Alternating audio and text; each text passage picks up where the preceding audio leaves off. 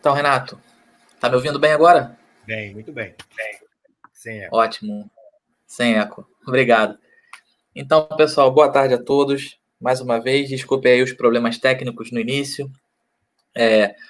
Para quem acompanha a gente está indo, se eu não me engano, para a quinta live. E hoje a gente vai fazer uma dinâmica um pouco diferente. Na verdade, tudo diferente hoje.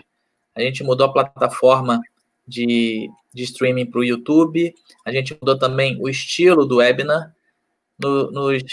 Nos anteriores eu participava, falava, dialogava, mas hoje, pelo tema foi um pedido meu para que o professor Renato de Paulo ele pudesse falar conosco sobre o gene egoísta, a neurociência e o racismo. Então, eu não tenho a menor ideia de como eu poderia entrar nessa discussão. Então, hoje eu vou ser um telespectador junto com vocês que nos acompanham. Bom, vou apresentar o professor Renato. Ele é fisioterapeuta, doutor em Química Biológica pela UFRJ e pelo Imperial College de Londres.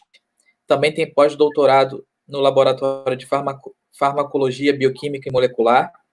É professor de Anatomia e Ergonomia da pós-graduação da Estácio e coordenador de graduação em Neurociências.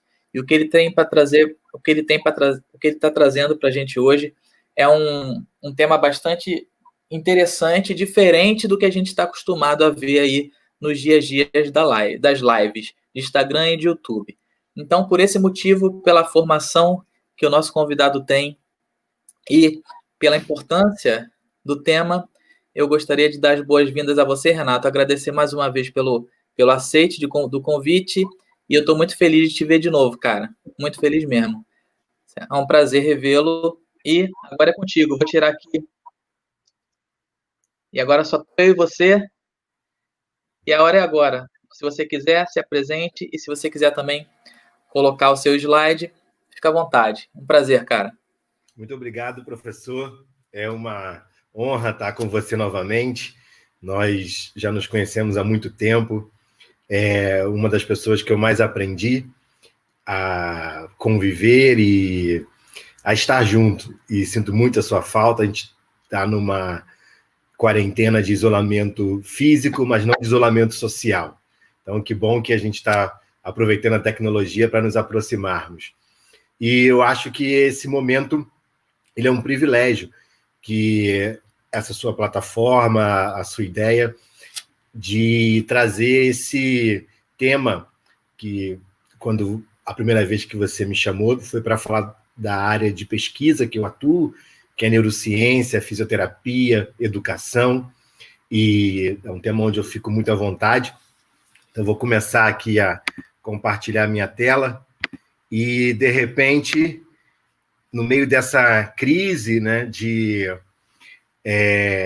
coronavírus, a gente também entra numa nova, que não é nada novo, né, talvez só aos 500 anos de Brasil, a gente tem mais uma crise civilizatória aí de racismo, e você me pede para compartilhar um pouco da minha experiência. Isso é óbvio, né? Pela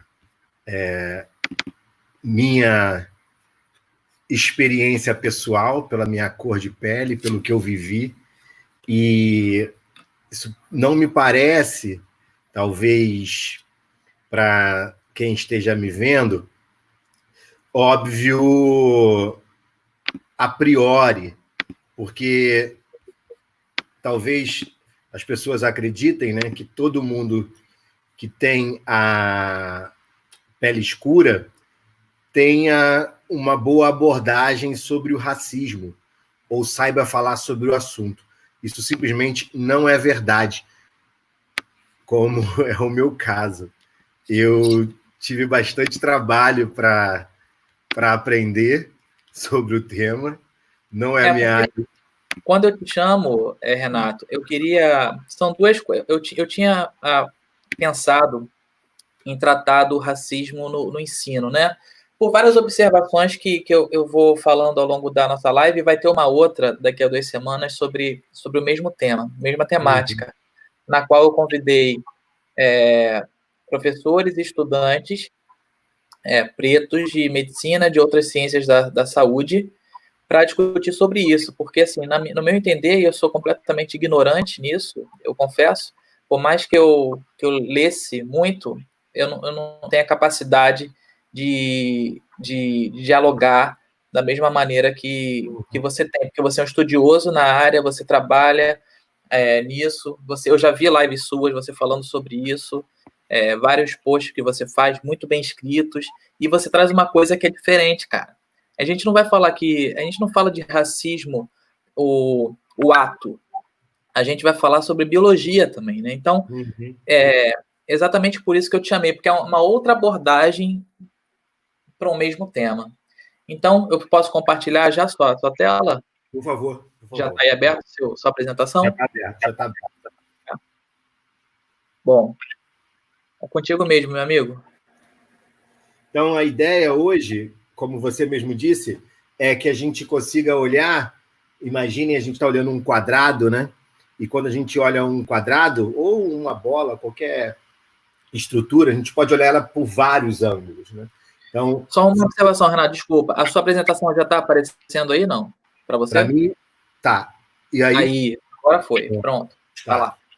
Então, hoje eu queria olhar a educação como esse quadrado e talvez questioná-la.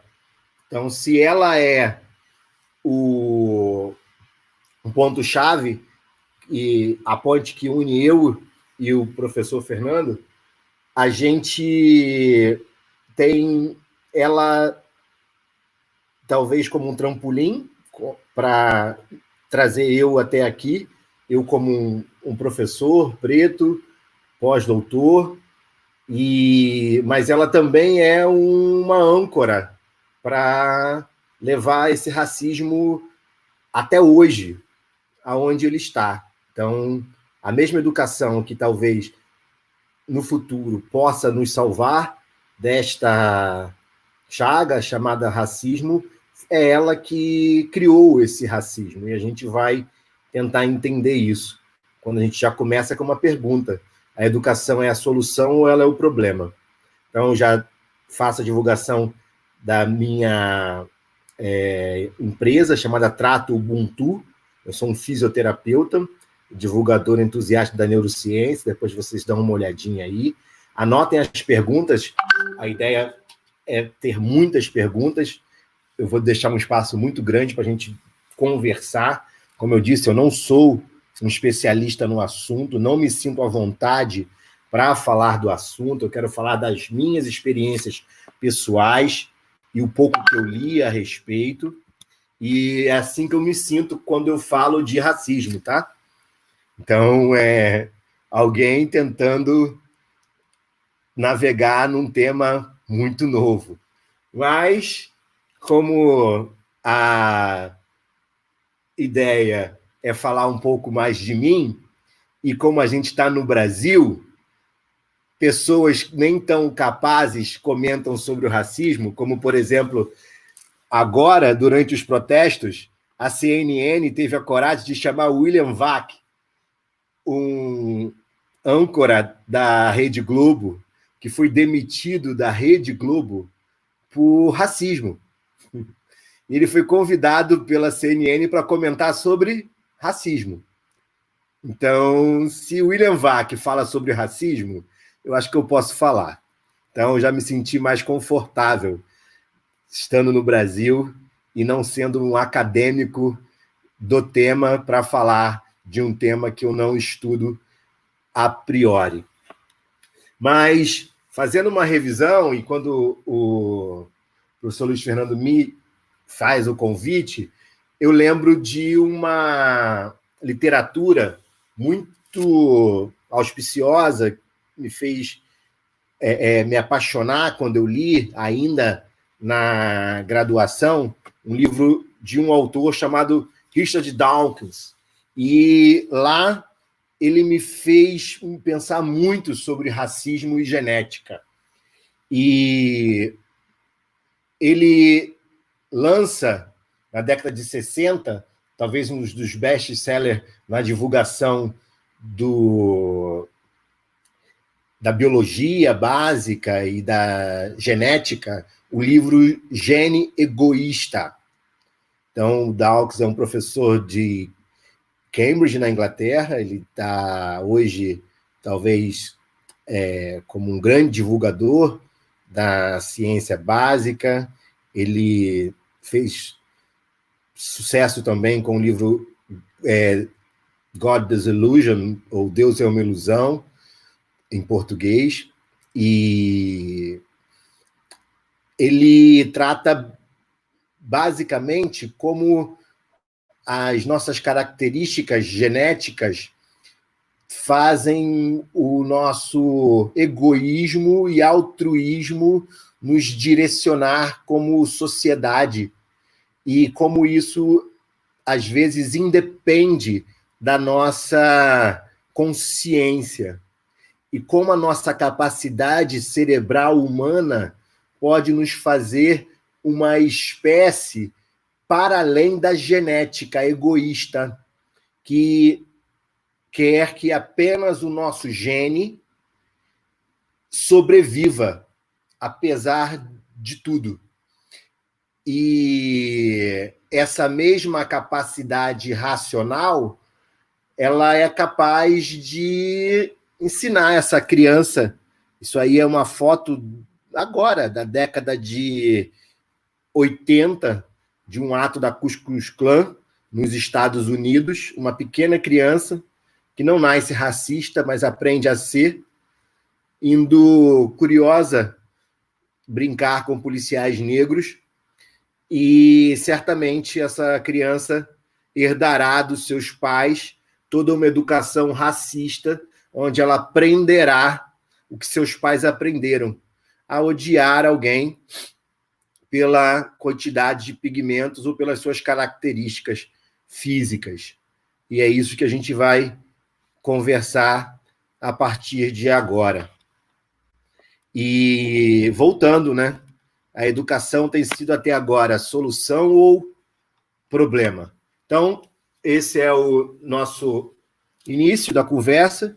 O que o livro trata é explorar a base genética além do comportamento animal. Ele procura mostrar a teoria darwiniana, essa relação do egoísmo, mostrando que há sempre um favorecimento da espécie para o prejuízo do outrem.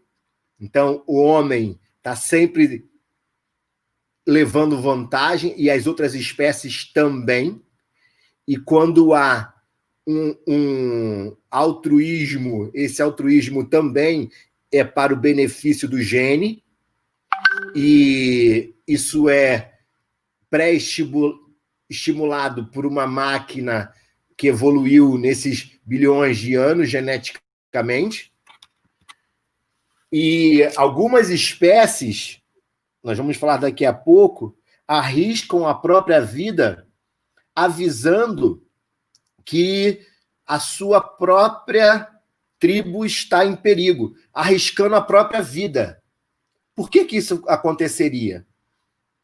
Por que a gente é capaz de colocar a nossa vida, como esses macacos, em perigo para salvar outrem, já que nós somos geneticamente egoístas? Então, o que Dawkins sugere é que a seleção ela se relaciona basicamente por parentesco. Então, um gesto cada vez mais altruísta se dá por afinidade desse parentesco. Então, quanto mais próximo for o seu gene de alguém, mais altruísta você é com esta pessoa. Então, esse altruísmo verdadeiro não existiria. Ele, na verdade, é o interesse em você olhar alguém semelhante e preservá-lo por achar essa semelhança. Isso partiria da gente, das outras espécies.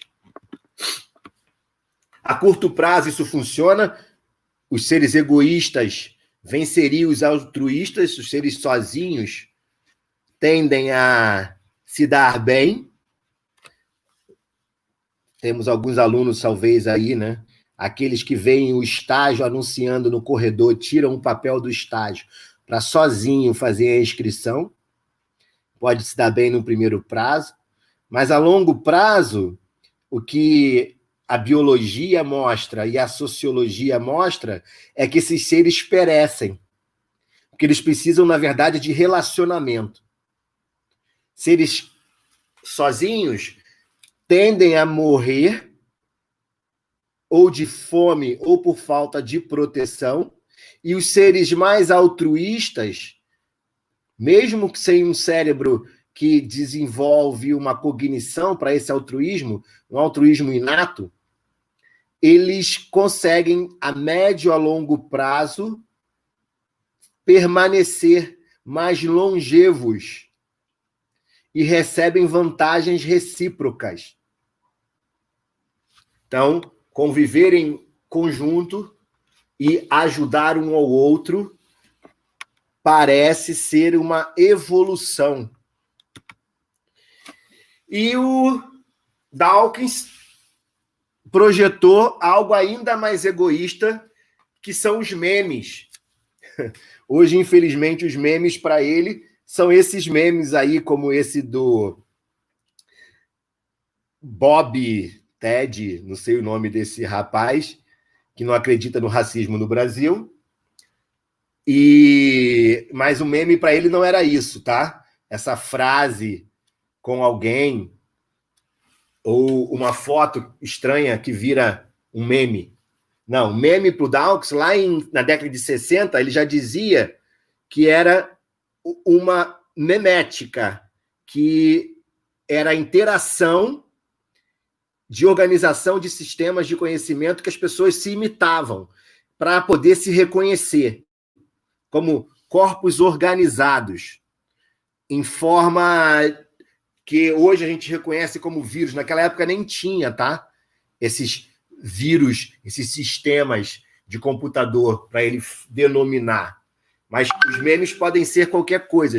São hoje todos os smartphones iguais, as roupas que a gente veste todas iguais, você esperar que pessoas que trabalham no mesmo setor são todas iguais, você esperar que professores tenham uma aparência, você esperar que determinado comportamento de determinadas autoridades. Então, isso são memes.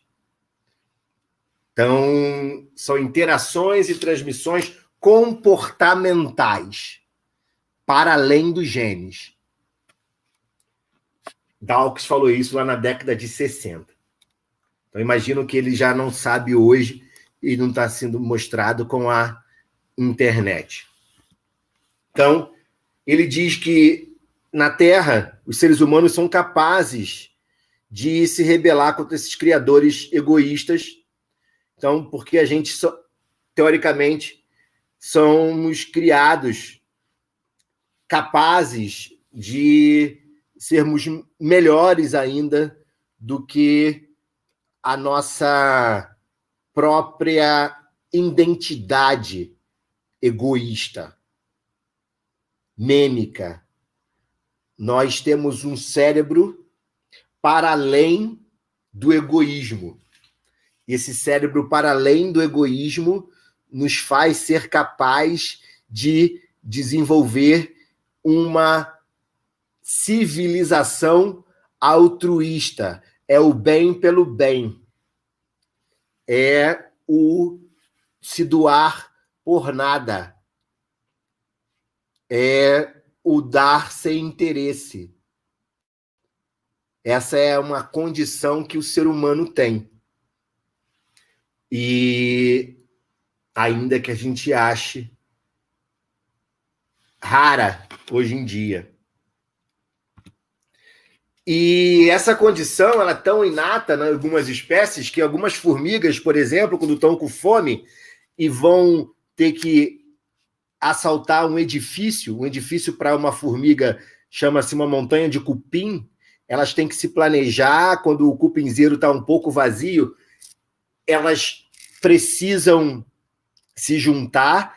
Imagina que um cupim é bem maior do que uma formiga, então elas são amputadas, dilaceradas, e quando uma perde a perna, o feromônio dessa perna perdida faz com que outras enfermeiras, formigas, vá salvar essas formigas. Então, por que uma enfermeira vai salvar uma formiga amputada? 8 horas depois da amputação, essa formiga que tinha 8 patinhas, com 6 patinhas, ela volta normalmente para ajudar. Obviamente que essa formiga não tinha uma mente para falar, olha, se você salvar, daqui a pouco, com menos pata, ela volta a ser funcional. Ela não tinha essa ideia. Mas o gene dela sabia que ela tinha que preservar a espécie. E por que tinha que preservar a espécie? De novo, Dawkins estava correto, pelo egoísmo do parentesco.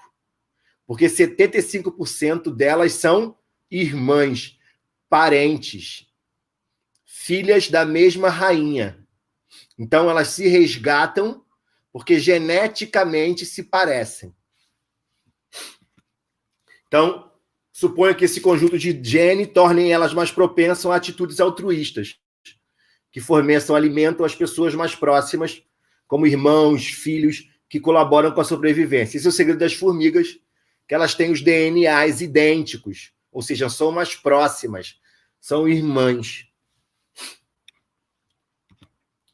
E, como eu disse, os macacos, lá no início, que se expõem à própria vida, como esses macacos clorebus, que têm muita semelhança com o humano, podem se viciar com álcool, acredita, até falam.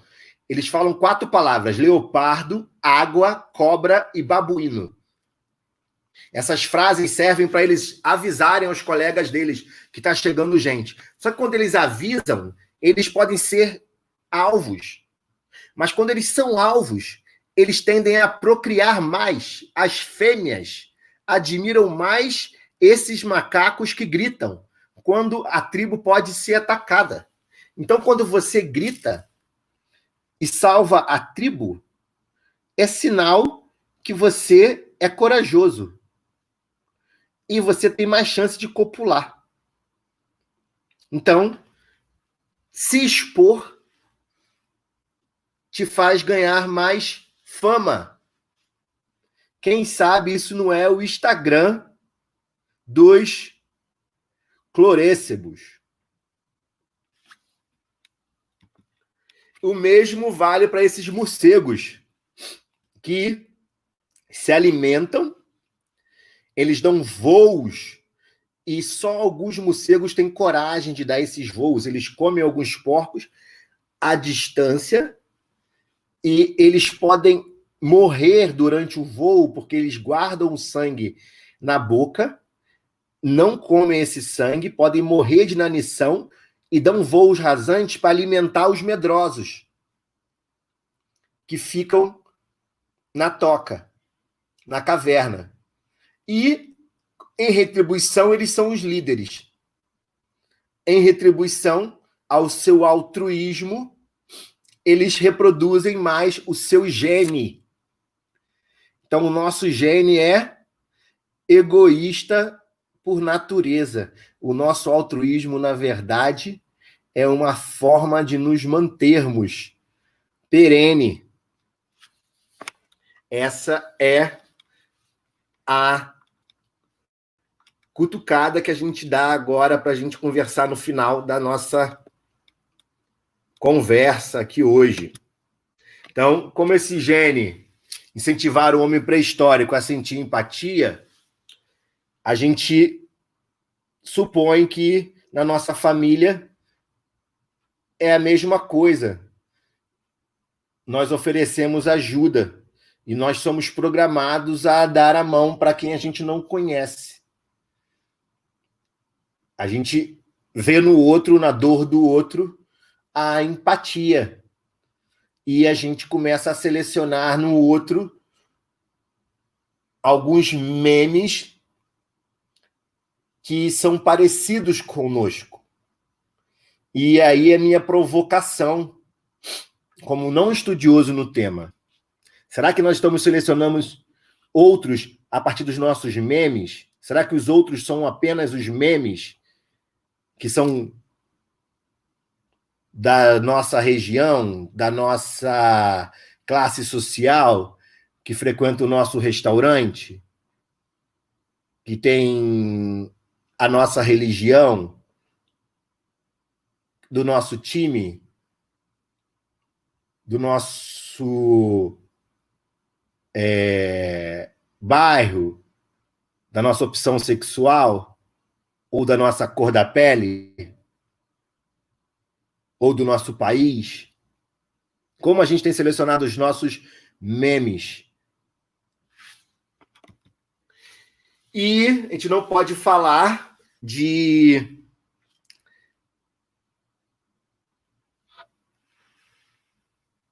darwinismo sem levá-lo por darwinismo social, que é a eugenia. A eugenia é uma pseudociência criada lá no século XVIII, aonde os brancos, através da política, da ciência e da religião, comprovaram, através dessa pseudociência, que existia uma raça mais pura. E essa raça mais pura, através da mistura correta, daria um ser humano melhor. Então, se eu conseguiria fazer parâmetros para achar um lindo bebê que gerou um homem inteligente e rico, eu conseguiria juntar esse lindo bebê com uma linda bebê que gerou uma mulher inteligente e rica e formar um lindo bebê inteligente e rico e continuar purificando esta raça. E não por acaso, alguns cientistas, neurocientistas, alguns deles que fizeram contribuições para a descoberta de onde está o núcleo dos neurônios no cérebro, ou aonde é a massa cinzenta no córtex, como Franz Gall, eugenistas, ou alguns filósofos, como Voltaire, eugenistas, que acreditavam que a raça pura poderia melhorar a espécie. E isso chegou ao Brasil, chegou fortemente no mundo. A história diz que foi a base para o nazismo e, infelizmente, isso é uma surpresa para um professor que não é dessa área, há poucos estudos sobre eugenismo, frenologia e racismo. Principalmente racismo contra a pele preta, a população negra. Se fala bastante sobre o nazismo, mas muito pouco sobre racismo. Então, quando eu falo se a educação ela é a vilã ou não, é porque em um dado momento os educadores simplesmente ignoraram esse assunto. E que bom que hoje nós estamos aqui numa sala de educação, tocando nesse assunto. Porque essa mesma educação pode fomentar a discussão e trazer à luz o que parece obscuro. Então, no Brasil, talvez esse seja o último apanhado, temos vários outros, mas o Silvio de Almeida é um advogado com mestrado, doutorado, pós-doutorado em filosofia, e reuniu o que a gente chama de racismo estrutural. Ele fala muito bem o que é racismo estrutural. Então, o racismo estrutural é o racismo onde você espera o local de fala ou o local de ação das pessoas pela sua cor da pele. Então, eu, como negro, andei hoje na rua e vi uma menina branca, muito bonita, pedindo esmola e me assustei. Porque no meu racismo, aquela menina branca, muito bonita, não era para estar ali. Mas eu não me assusto ao ver todos os dias pessoas negras pedindo esmola. O racismo ele é tão forte e inteligente que ele já está na minha cabeça e eu naturalizei ver irmãos pretos como eu na rua pedindo esmola. E hoje, no dia desta aula, eu me assusto ao ver uma branca e chamo ela de muito bonita quando comparo as minhas irmãs pretas. Então, o racismo ele é tão forte que ele está em todos nós, inclusive em mim. E tem que se falar dele para eu me corrigir e talvez corrigir um que esteja nos ouvindo agora, ao vivo ou depois. E o Silvio, o professor Silvio, faz isso muito bem. Porque a educação me educou a esperar isto. A educação fez com que alguns professores me pedissem café quando eu entrava na sala dos professores, das faculdades que eu comecei a trabalhar. Porque, para eles, eu não era um professor colega. Talvez eu estaria ali para servi-los. Ou a pessoa que estaria para me servir não me servia perguntando o que eu queria.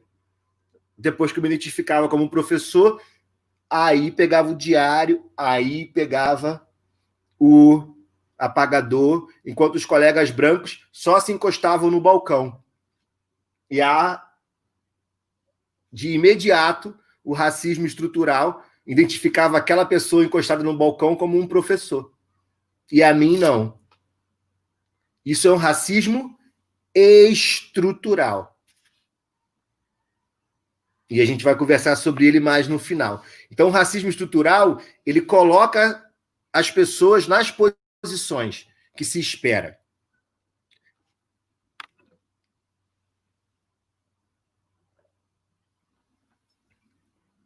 Alguém já pode ter falado para vocês, ou vocês devem ter ouvido falar, no racismo reverso. Ah, mas o negro é racista. Ou o pior racista é o próprio negro. Eu ouvi uma frase que eu trago, que se o negro ou a mulher, que essa fala também é da mulher, tá? Quisesse a vingança, a gente não teria paz. O que nós queremos é igualdade. Essa igualdade é apenas direitos iguais. E a vingança ou essa imagem que mostra que o racismo estrutural é um local de pré-estabelecimento da imagem,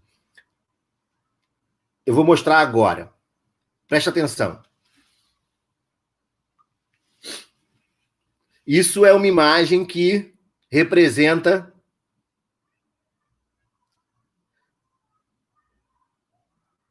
a antítese do racismo estrutural, que você não espera ver. Para você entender.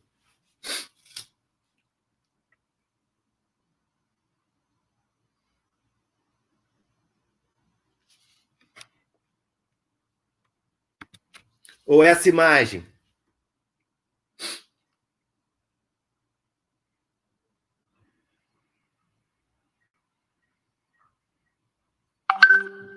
E é uma imagem que nós negros crescemos, vendo ao contrário todos os dias, nos nossos livros de história.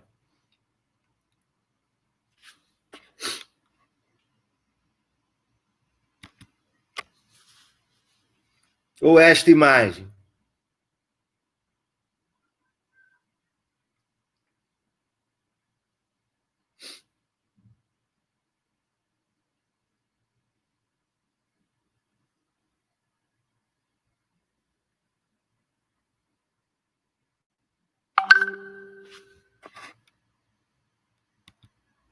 Então, a eugenia, essa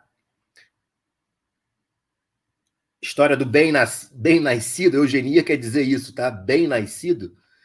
Iniciou lá no século XIX, Platão já falava sobre isso, na República, os gregos já diziam isso, Aristóteles já falava da boa miscigenação, ou melhor, da não miscigenação, né? Da boa seleção.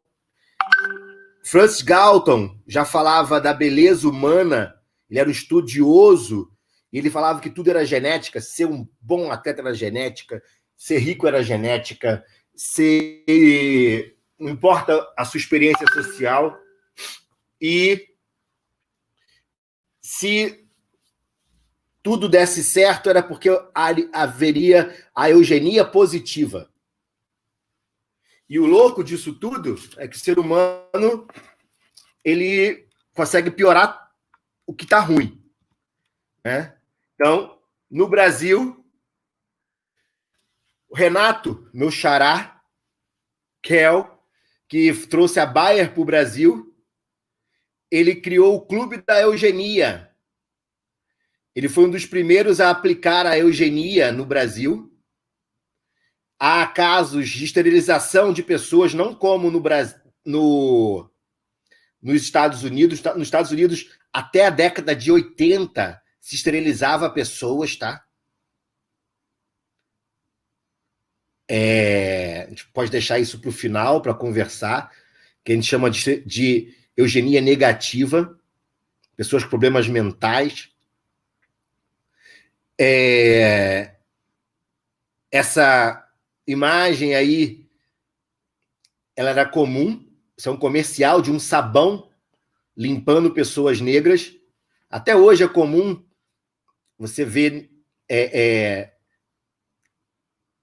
negro ter que sair com cabelo úmido, ou o cheiro de hortelã, ou a base no rosto para embranquecê-lo.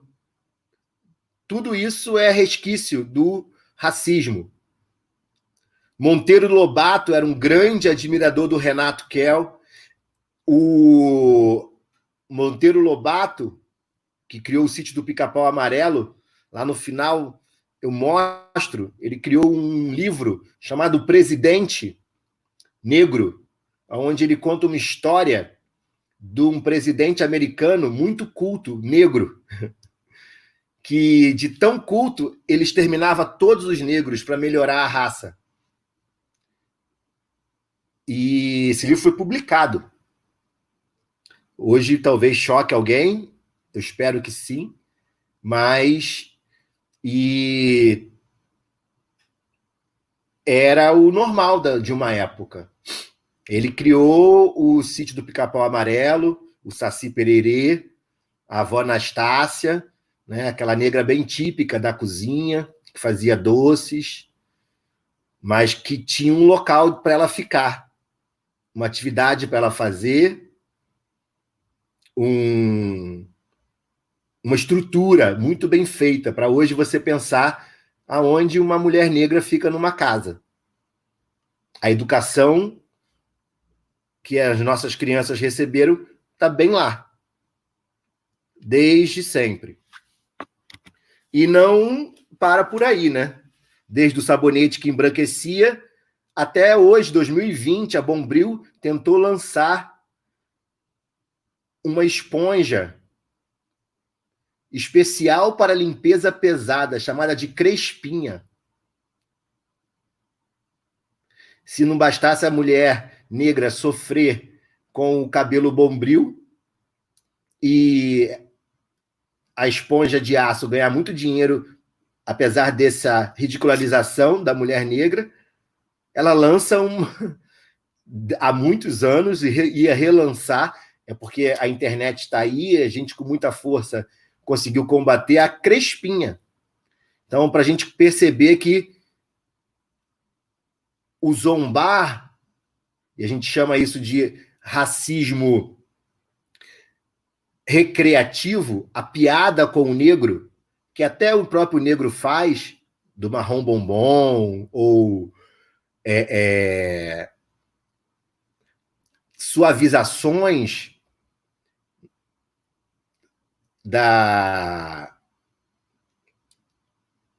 do ser negro, ou sexualização do ser negro, você transformar o negro num ser sexual é muito ruim, né? Ele é um pai de família, ele é um professor universitário, ou uma mulher negra em alguém sexualizado é muito ruim, muito ofensivo.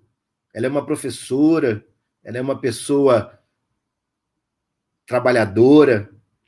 Então, tudo isso também está dentro desse racismo estrutural. Então, a gente vai agora já para o fim. Esse racismo é um elemento estrutural, né? Sempre, sempre, sempre, sempre. E conjuntural também. Então, voltando a fazer o apanhado, a frenologia de Joseph Gaal, que eu acabei de falar, esse alemão, que fez a ideia que a cabeça, o tamanho da cabeça tinha a ver com o formato do cérebro, então olhos proeminentes geravam cérebro anterior mais proeminente e a pessoa era mais inteligente. O Johann Spusen foi o seu aluno, depois eles brigaram, ele foi para Viena e ficou cada vez mais famoso. Deixou Viena, foi para Paris, ficou cada vez mais famoso lá, e as suas teorias eugenistas ainda ficaram mais famosas na Europa. E ele diz que a cabeça representa o cérebro. Então, a frenologia é levada a sério. As pessoas consultavam os frenologistas para contratar empregado, para contratar segurança, para ver quem ia casar. Então, o racismo se torna científico. E esse camarada, o Blumenbach, faz as 5 raças, né? O caucasiano, o malaia, o etíope, o malaia seria o marrom, o caucasiano branco, né? O etíope o negro, o mongoloide, a americana, o vermelho, que seria o redneck, e ele cria essas 5 raças baseado nessa eugenia para fazer a manutenção da escravidão e fazer o tráfico de escravos ainda mais científico. Que haveria raças inferiores, subhumanas, que poderiam ser contrabandeadas. Então, as teorias não param, né? Que haveria raças superiores. Essas raças, obviamente, eram todas elas inferiores à branca. A caucasoide era a grande raça. O nazismo se aproveita disso com a raça ariana. Então, a frenologia declina no século XX.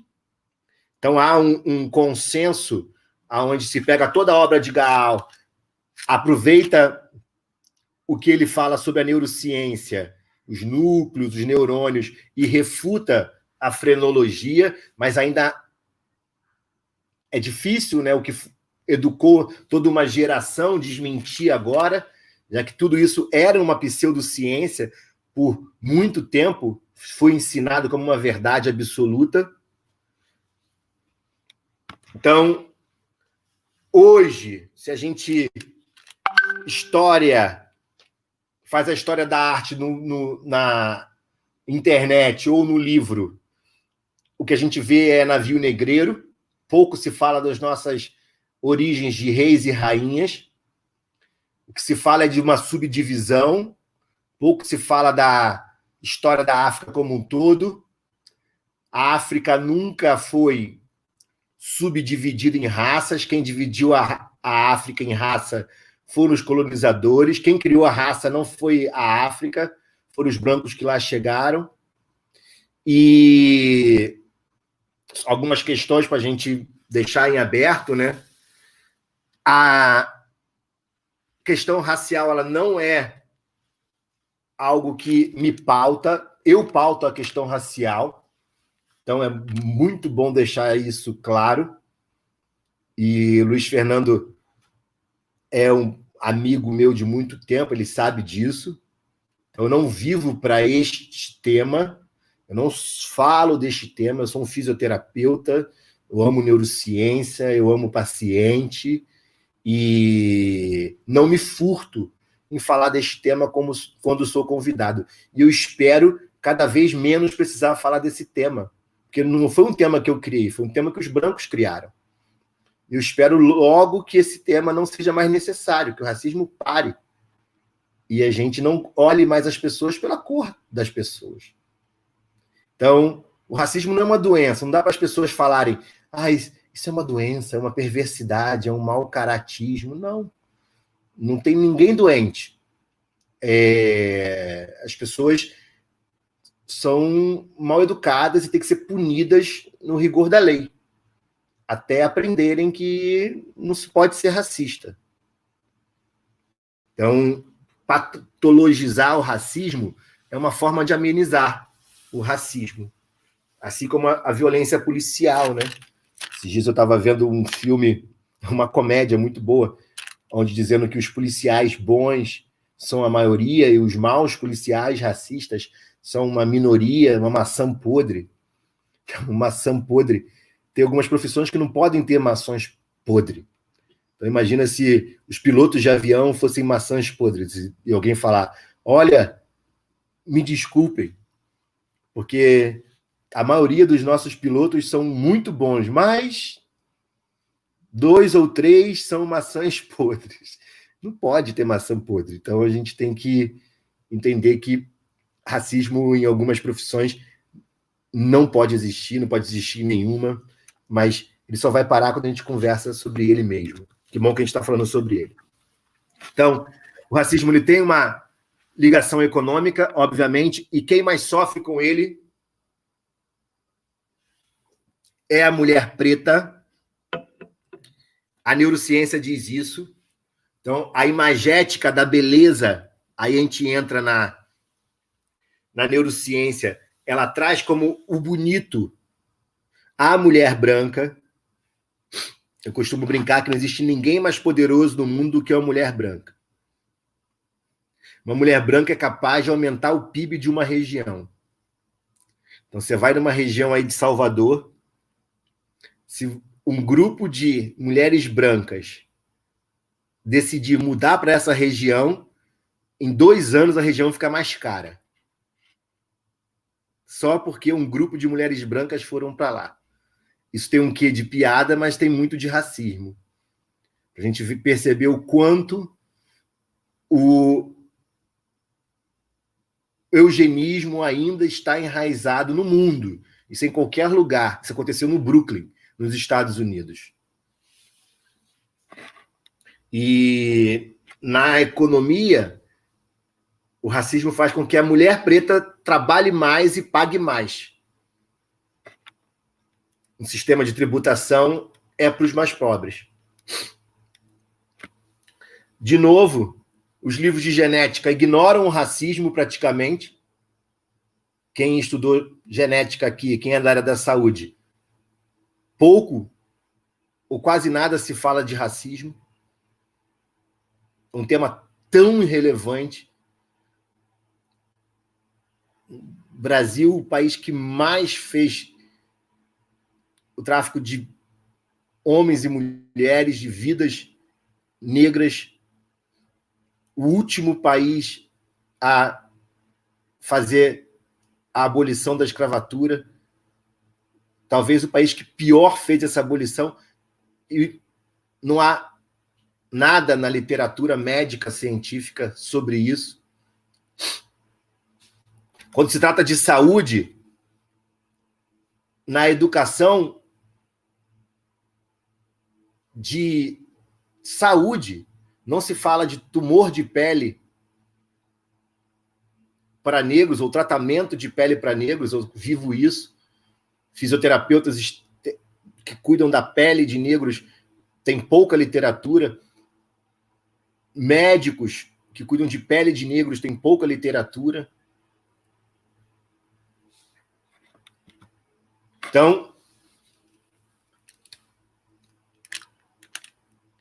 não existe racismo e raça sem história, educação e direito. Está tudo encrunhado. Quem categoriza a raça é racista. Pronto.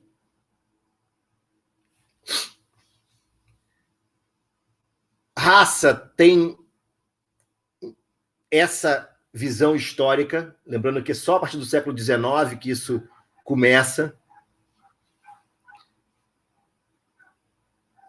A raça física e biológica e cultural. Então, você começa a levar ela em todos os aspectos. Eu gosto de dar esse exemplo porque eu fui uma vez, durante meu doutoramento, fazer uma compra e um amigo meu branco descobriu que ele só é branco no Brasil. Porque a gente foi fazer uma compra num bar no centro de Londres. Ele foi muito maltratado como latino. E ele ficou indignado. Falou, esses racistas me tratando aqui como latino só porque eu sou do Brasil. E eu, preto, olhei para ele e falei, cara, jura? Vocês entendem, né? E ele caiu a ficha dele, né? Então, o branco, essa coisa do meme, só é branco aqui. Quando ele vai para lá, ele vira ticano, ele vira latino, quando ele sai daqui. Vai ver como o racismo também é cultural. E existe o tal do fardo do branco da periferia, que ele fala assim, cara, eu tô na merda, mas aquele preto tá mais na merda que eu. Ele quase fica menos pior porque ele tá ruim, mas tem preto pior. Então ele quase não se incomoda com racismo, porque pelo menos tem gente pior do que ele. Então, e ainda existe o fardo do negro. Quem já não ouviu a frase, se não faz na entrada, faz na saída. Quem já não repetiu esta frase, onde o negro fica no subconsciente que ele vai errar, e se errar vai ser cobrado, como se não todos nós não errássemos, né? Então, isso no psique do homem e da mulher negro é algo apavorante. E é bom poder dividir isso com vocês. Então, a raça não explica nada, ela foi feita para dividir. Então, de novo, antes do século XVI, isso não existia, a classificação era dos seres, né? No iluminismo, século XIX, que isso começa. Então, aí vem o iluminismo, capitalismo, cria-se os ismos da vida, escravidão. Então, raça, tecnologia, poder, todo Estado é racial, mas nem todo Estado é racista, é bom deixar isso claro. Até a nossa imigração é racializada. Na pandemia, a gente barra quem é pobre. A gente e o mundo inteiro. Ou quem é um meme diferente do nosso. Então, os brancos criaram os negros e os negros criaram a negritude. Isso é uma frase bem africana. A gente pode discutir ela depois.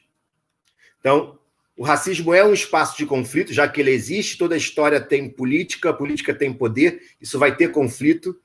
Então, a gente vai ter que debater a respeito disso, e o conflito vai gerar um incômodo para sairmos desse espaço.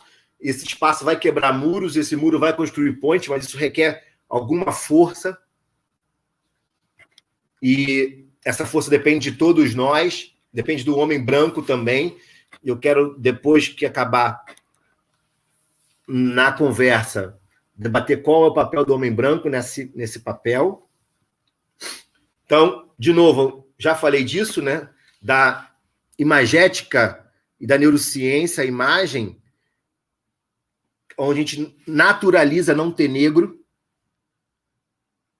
Você vai num restaurante, não tem negro, você acha normal. Você vai num teatro, não vê nenhum preto, acha normal. Ou vai numa favela, ou vai aí em Salvador, no bairro da Liberdade, maior concentração de negros fora da África, e acha normal só ter negro. Isso é o tal do racismo estrutural. Ou ver pretos brigando, já associa o negro ser violento. Por que você é tão violento? Por que o negro é tão violento? Então,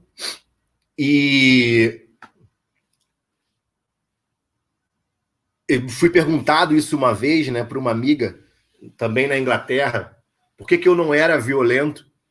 Eu não soube responder isso. E a imagem que ela tinha é que todo negro teria que ser violento. Mas todo homem é violento em algum momento. Mas quando o negro é violento, isso é estereotipado. É hiperdestacado. E ali eu me descobri negro. Todo negro se descobre negro em algum momento da vida. Ele é negro em 2 momentos. Ele é negro quando nasce, em algum momento ele é revelado negro. Ou quando ele é barrado em algum lugar, ou quando uma namorada diz que ele é negro, ou quando o pai dela fala que ele é negro. Quando alguém faz uma piada sob a palma da sua mão, alguém vai te falar que você é negro. Aí você... Eu tenho uma cor diferente. Que até então você não se percebe. Então, o racismo estrutural e científico.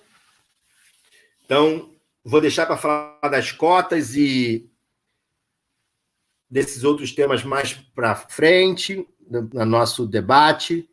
Mas o Estado, ele é altamente racista. Pra você ter uma ideia, a gente quis fazer durante o regime militar uma política eugenista, sim.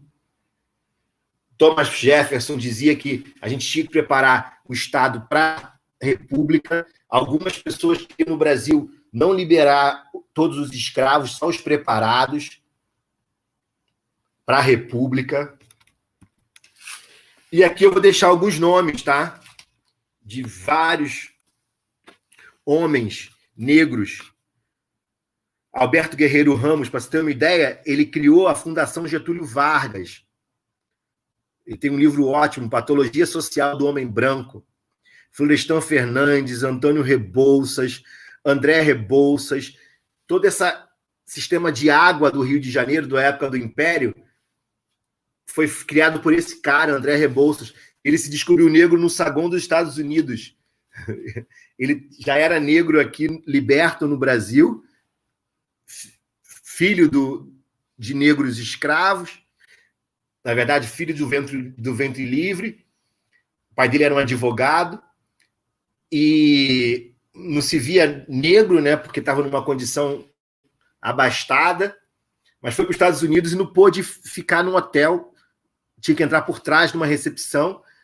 Aí ele voltou para o Brasil fazendo um movimento abolicionista. Ele se descobriu negro lá, né? José do Patrocínio, aí vai vários outros negros, né? E não sei se alguém já leu Gilberto Freire, não é negro, mas é quem fez esse ideal da democracia racial, que no Brasil não há racismo. Todo mundo se dá bem aqui, negro e branco se mistura, não é igual nos Estados Unidos, né? Então, o Gilberto Freire consegue agradar quem é direita, quem é esquerda. Então, ele é esse... Há ou não há democracia racial no Brasil? A gente pode fazer isso, conversar sobre isso no debate também.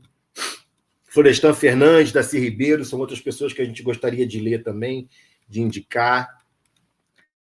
Fala das religiões, como há racismo também nas religiões, nas instituições. E como as religiões afros, eu sou cristão, evangélico, mas eu sei como a gente persegue as raízes afros. Eu tinha um cachorro chamado Zeus e Thor, mas se eu chamasse meu cachorro de Exu e Iemanjá, certamente meus pais não deixariam. Mas Zeus e Thor, que são dois deuses brancos, pode. Mas dois deuses negros, não pode. Como há esse conflito, né? Também religioso, e Ronilson Pacheco fala muito disso, é um cara muito bom, vocês podem procurar ele. Ele tem essa frase, né? Estar em paz com Deus é estar em guerra com o mundo. Aí, eu fui procurar na literatura científica alguma coisa para gente. Professor, tem mais algum tempo? Tem 1 hora de papo. Tem mais 20 minutos. Tá bom. Então, e já tem várias perguntas para você. Tá. Se quiser, a gente finaliza aqui, abre para as perguntas, eu mostro... Você quem sabe, talvez essa literatura possa embasar até algumas perguntas que já foram levantadas aqui. Você que sabe. Tá, então deixa eu mostrar a literatura e a gente encerra. Então, isso aqui é só como a gente mostra que esses racismos estão relacionados ao negro ou a grupos étnicos, né? Então, como prevenir a desumanização, a demonização, os Ds, né? A desinformanização, a demonização das pessoas. E então é um review importante.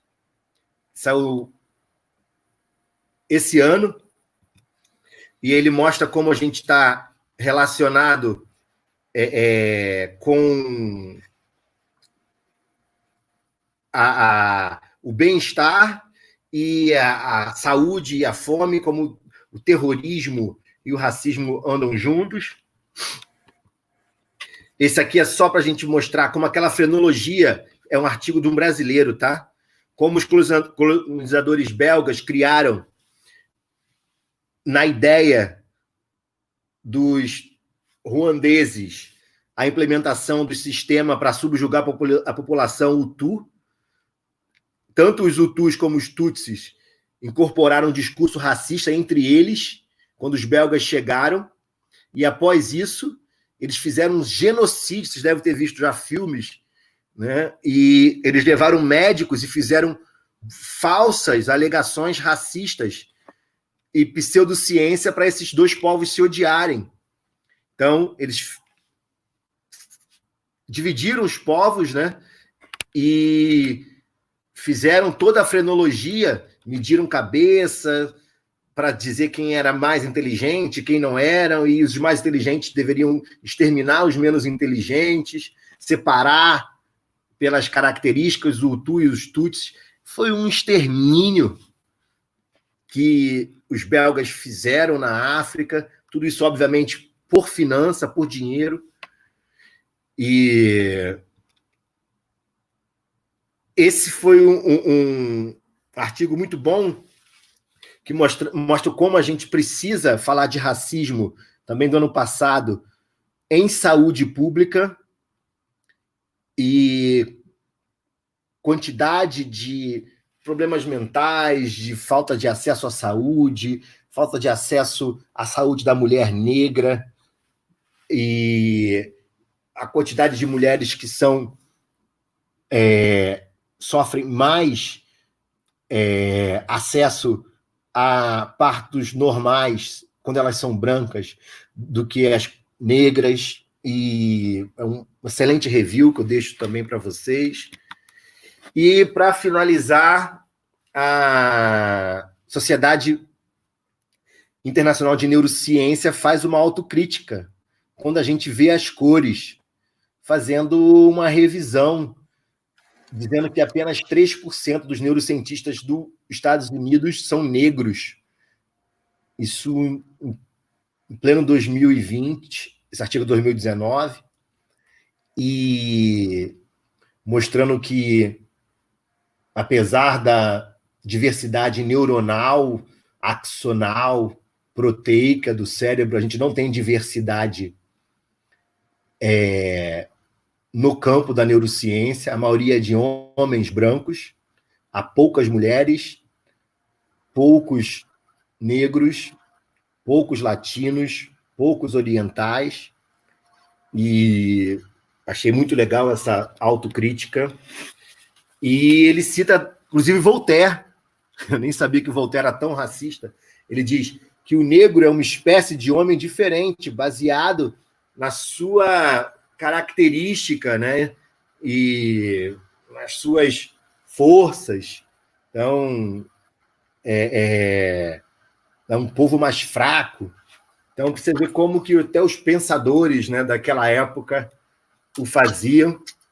E esses aqui são alguns fatos mais recentes, né? Como a polícia trata. Isso aqui são os assassinos que mataram 30 pessoas. Isso aqui são pessoas que correram da polícia recentemente lá nos Estados Unidos, como eles foram espancados. E, para a gente pensar, o racismo ele não está piorando. Na verdade, ele está sendo filmado.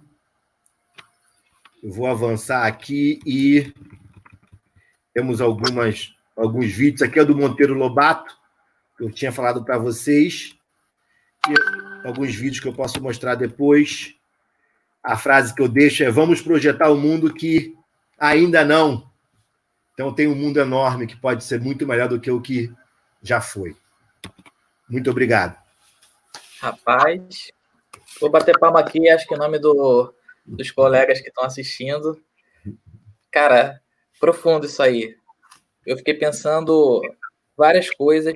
Achei excelente sua fala em vários momentos. Eu sei que você tinha muito mais coisa para mostrar, né? Mas por questões de tempo, a gente acaba tendo que dar uma pausa. Quando você começou a falar de eugenia, e aí eu já tenho mais perguntas aqui para você sobre isso. Uma coisa legal, Renato, eu vou tirar aqui a sua apresentação para ficar eu e você na tela. E aí, talvez uma coisa interessante, acabei de pensar aqui, que tem aí uma pele preta, uma pele semi-branca, um do lado do outro, com formações semelhantes. Felizmente, nós tivemos sorte, né, meu amigo, de termos a oportunidade de estudo, né? Nem todo mundo tem. E com respeito recíproco. Então, quando eu te liguei te chamando, foi porque eu te admiro. Eu te chamava de ídolo desde 2010, nas suas aulas, e agora você aceitou prontamente também. Isso me deixa muito feliz. Então, isso talvez seja até um exemplo interessante, né? Acho que ninguém nem ia reparar, mas eu acabei de reparar isso, e gostaria de levantar. Renatinho, eu tenho algumas perguntas. Vou começar com as perguntas do pessoal que hoje eu consegui ver. Então, Daniel Sanches está te mandando um abraço, falou que você é uma inspiração. Natasha falou que você é um ídolo também, que está aqui não por causa da live, mas por sua causa. minha mãe científica, a Regina, que é lá da UFRJ, ela, assim que você falou do William Vac, ela falou que mandou uma reclamação para a CNN imediatamente. Que legal. Do âncora, né? O meu colega Gustavo aqui, que é meu colaborador, Gustavo Costa, está te dando parabéns e relatou algumas coisas que ele passou, né? E alguns colegas dele também passaram na pesquisa. Um colega dele da UFMG, que ele levantou aqui a bola, sofreu preconceito, agora eu me perdi aonde, mas ele também passou. E algumas perguntas, cara. Eu vou começar primeiro com as minhas, que eu fiquei mais curioso e eu vou ser egoísta nesse momento, e tudo bem. Mas eu acho que a pergunta é para algumas pessoas. Renato, só para antes das perguntas. No meu caso, eu não tenho como, e até a live do dia 8 vai ser sobre isso, né? Eu já comentei. Mas eu não tenho, por mais que eu estudasse, eu não ia ter nunca a capacidade prática de dialogar sobre essa temática, né?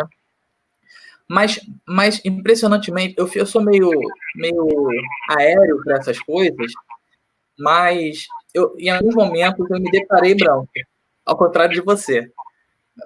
Por exemplo, todos aqui sabem, quem é meu amigo sabe que eu gosto de samba, né? Você também sabe. E aqui em Salvador, que é uma cidade 90 e tantos % negra, né?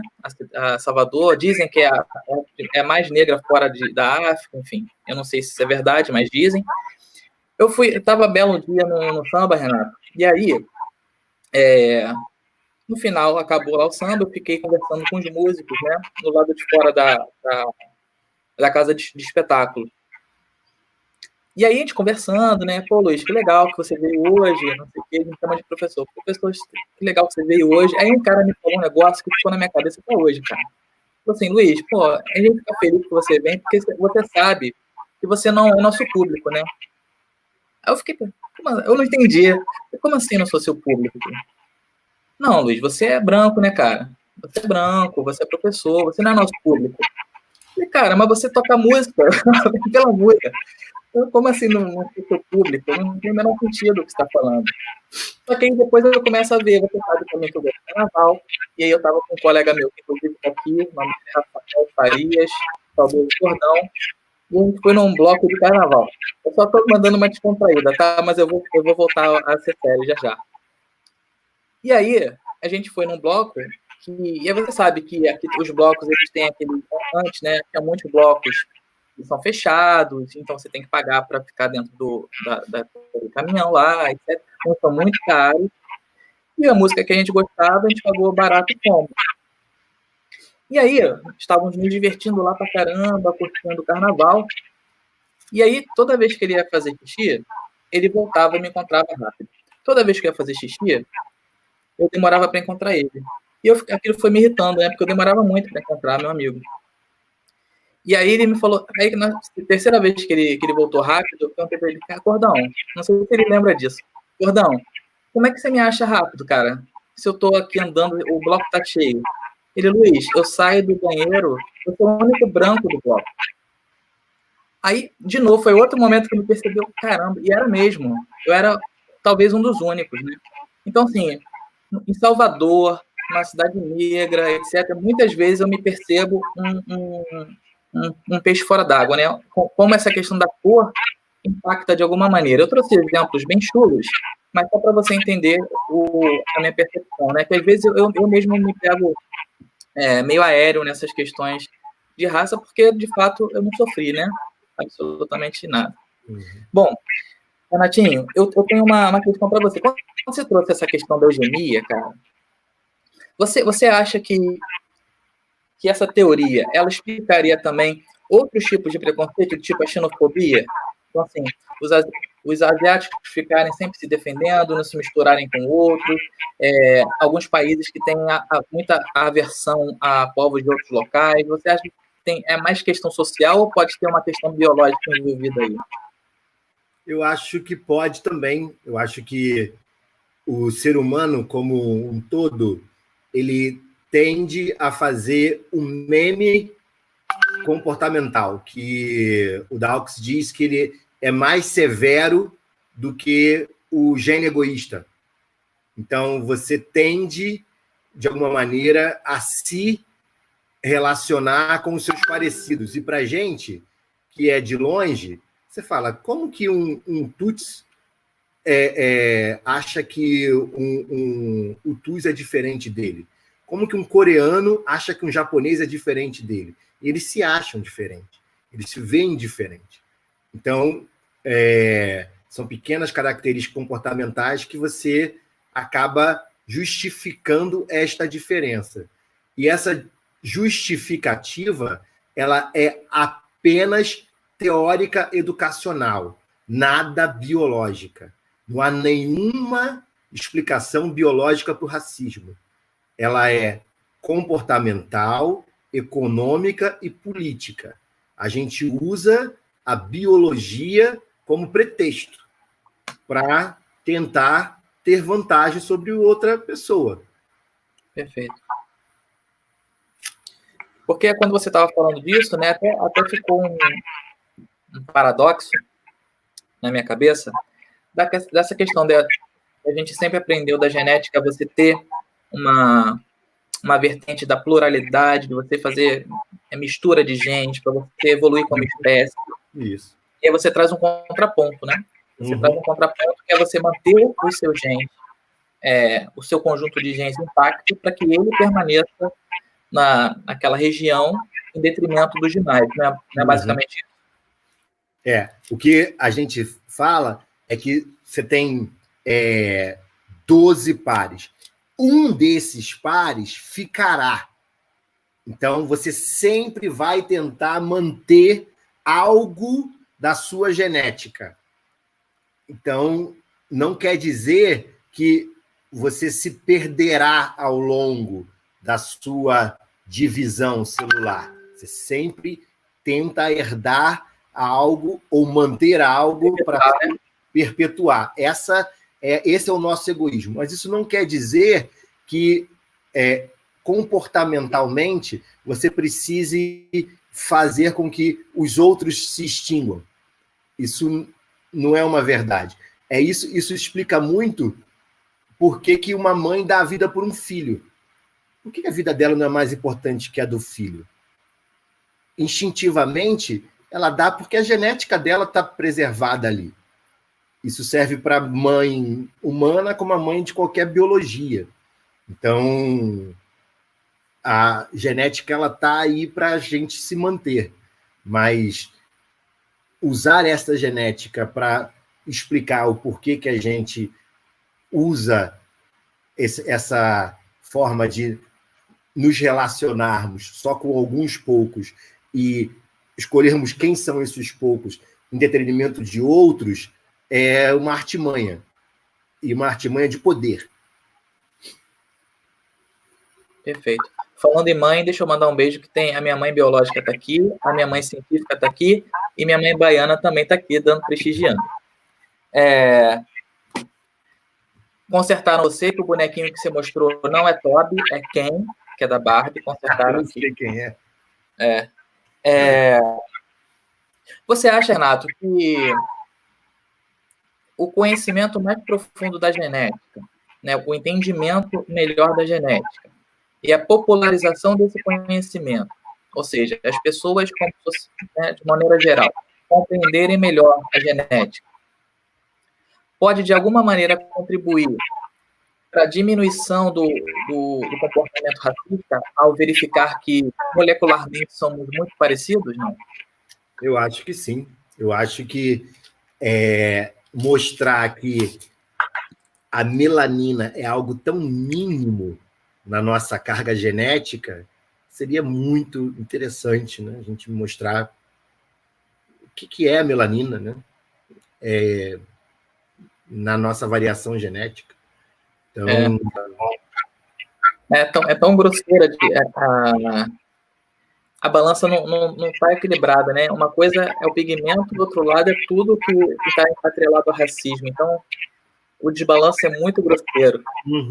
Isso me incomoda muito, Renato. Me incomoda muito. Por isso que eu te liguei, para, ao invés de a gente falar sobre mais do mesmo, eu queria fazer uma coisa diferente aqui, porque eu gosto de conversar sobre isso, eu gosto de ouvir as pessoas que entendem sobre. para me fazer até um ser humano melhor. Uma colega também falou aqui, quando você trouxe a religião, eu ri muito dos cachorros. Juliana de Souza, ela traz aqui que ela se descobriu preconceituosa quando ela se viu intolerante ao diferente, né, no caso das religiões, né? E aí, quando ela começou a ler mais, ou seja, se educar mais, por isso que eu trouxe a pergunta, quando ela começou a procurar mais, ler mais, se informar mais, ela parou ou diminuiu esse comportamento, né? Entendeu melhor ela própria e diminuiu esse comportamento dela. É só educação. Por isso que eu falo da educação, Ju. Eu ainda sou eu sou extremamente intolerante ainda. Então eu preciso ler. Eu leio muito sobre a religião africana. Eu leio muito sobre filosofia africana, porque a minha formação foi muito ao contrário disso, foi a demonização disso. Então, isso não interfere na minha fé, mas eu consigo entender que só com educação a gente consegue olhar o outro com empatia. Perfeito, cara. E Gustavo, de novo, ele fala aqui que o determinismo genético ainda é forte em muitas pesquisas de saúde feitas por geneticistas, e que eles esquecem que há muito de interação com fatores psicossociais, né? Renato, eu vou trazer já uma... Gustavo, é praticamente só isso, né? E é uma pena que ainda haja espaço para tanto preconceito, tanto viés, né? Numa publicação científica. Havia e há.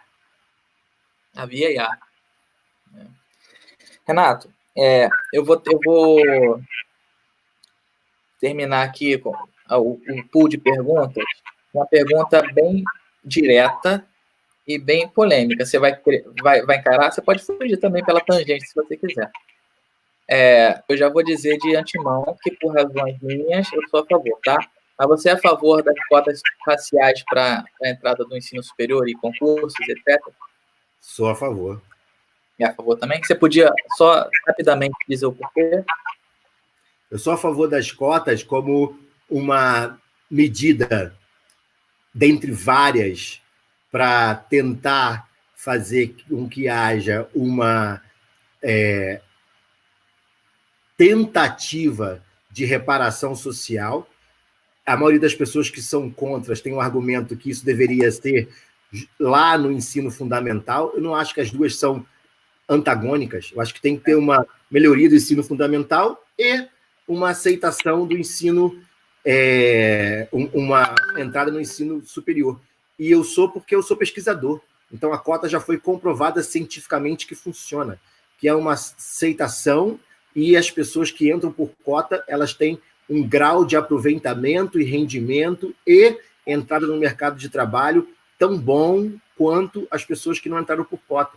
Então, já está comprovado cientificamente que a cota funciona. Aqui e em outros países que foram implementados. Então, não tem por que questionar algo cientificamente já comprovado. Legal. Eu vou te pedir a gentileza, depois de você compartilhar comigo, aquelas referências, né? Claro, claro. E aí eu coloco na descrição do vídeo, eventualmente alguma pessoa mais inquieta queira, além da palestra, ler alguma coisa, então você já seleciona ali algumas coisas interessantes. De acordo? Tem muita coisa boa. Tem muita coisa boa, muita gente boa para ler. Legal. Renato, de novo, cara, muito obrigado mesmo. Eu fiquei felizão aqui. Dizem que a gente não consegue manter a atenção por mais de 50 minutos, né? Tem um período. Mas eu fiquei tranquilo com você aqui assistindo, fazendo anotações, e eu espero que o pessoal, pelo menos pelo chat que eu estou vendo aqui, o pessoal está agradecendo a experiência, está te parabenizando, te elogiando o tema também, aí é um elogio meu também, né? Vou ter que pegar esse elogio.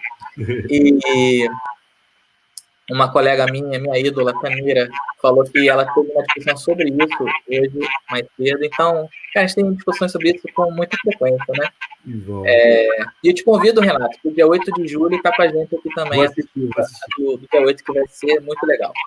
Tá? E agora eu já fico mais confortável, porque eu tenho medo danado de falar disso, especialmente ao vivo, para todo mundo, de falar alguma besteira. Mas é bom, Luiz, só falar, eu falei que eu ia falar disso no final, é muito bom você ter esse receio, porque eu acho que o local de fala ele é muito importante de ser assumido. É muito bom você se ver como um privilegiado, que nunca sofreu racismo, nunca sofrerá. É muito bom você saber que esse local é de alguém falar. Porque uma vez que você assume o papel de falar de racismo, você tira o protagonismo de quem deveria, que sou eu e esses alunos que você está convidando. Parabéns! A iniciativa é essa mesmo. É você abrir o seu espaço e falar, fala você. É isso aí. Ou quando você falar de feminismo, abre para uma mulher e fala você. Não é você falar assim, olha, as mulheres sofrem isso, sofrem aquilo. Eu não sei o que mulher sofre, cara. Eu não sei o que é ser cantada, ou alguém elogiar meu corpo, me desejar babando na rua. Eu não sei, não vou falar disso. Então, isso é lugar delas. Por mais que você estude, né? Por mais que eu estude, não tem como. Então, local de fala é local a ser respeitado. Obrigado pelo convite. Pô, cara, eu que agradeço muito mesmo, eu concordo. O meu receio é justamente por isso, eu não tenho como falar sobre um assunto que, por mais que eu estude, eu não vou ter a vivência. Então, assim, a gente precisa reunir a teoria e a prática para você falar com propriedade de alguma coisa. Eu não tenho a prática. Poderia ter quando eu morei fora, mas também não senti, então, assim, não tenho a menor capacidade de falar. O meu papel vai ser, talvez, trazer pensamentos, agir como sei lá, transmitir coisas que eu já ouvi, ou já pensei, ou penso, trazer para diálogo, né? Ó, eu sou homem, eu acho isso, o que você acha? E aí a pessoa me devolve. Eu sou branco e acho isso do racismo, o que você acha? E eu tomo uma pancada de volta. É basicamente isso que eu vou fazer. Eu tenho medo, Renato, porque, por exemplo, esses dias, olha que loucura, olha como é que a nossa cabeça fica. Eu estava falando, eu fiz uma propaganda e eu botei negros na universidade, alguma coisa assim. E aí me criticaram, dizendo que não, negro não é cor, tinha que botar preto. Aí, oh, meu Deus, o pessoal vai me matar. Como é que chama? Eu não sei. Mas porque para mim não tem diferença, né, cara? Então, assim, me chamam de branco, me chamam de caucasiano, não sei. Porque isso nunca me atingiu de alguma maneira. Então, assim, eu fico com medo de atingir as pessoas de uma maneira até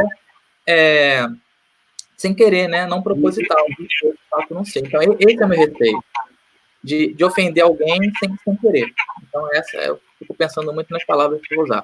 Renato, muito obrigado, cara, de verdade. Que bom que você está aqui e fico feliz de ver e de reunir o pessoal da UGB de novo, né? Falei com o Daniel, Cícero, nossa galera toda tá conosco aí e te manda saudações. Obrigado, gente. Um abraço para vocês. Um abraço, meu amigo. Tchau, tchau. Tchau, tchau.